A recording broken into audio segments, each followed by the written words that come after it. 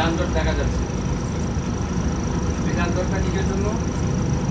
সড়কে পর্যাপ্ত পরিমাণ বড় বড় গর্ত হয়ে গেছে, খাল।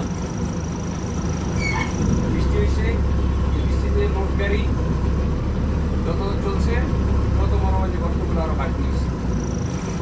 এখন দ্রুত যদি এই সড়ক ব্যবস্থাপনাকারী সহজ যেটা আছে, এই সংস্থা, ওনারা যদি দ্রুত রাস্তায় বের হয়ে কোথায় কোথায় খেলাঘর হয়েছে এটা যদি তাড়াতাড়ি রিপেয়ারিং করতো, তাহলে এই জনদুর্ভোগটার বই হতো না।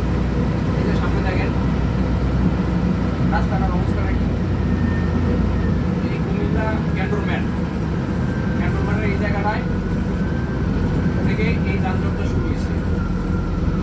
এখানে দূরপাল্লার গাড়িগুলা, পণ্য পরিবহন সবাই মনে হয় কষ্ট পোয়াচ্ছে। কতগুলো ব্যবসায়ী মানুষ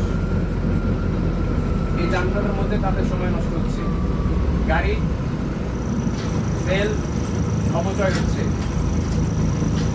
সড়ক পরিবহন শ্রমিকদের পরিশ্রমটা বেশি হচ্ছে। তাই আমি বলতে চাই খুব দ্রুত সময়ের মধ্যে ঢাকা চট্টগ্রাম মহাসড়ক সহ সারা বাংলাদেশের সকল মহাসড়ক দ্রুত খানাখন্দগুলো রিপেয়ারিং করা হবে। ধন্যবাদ।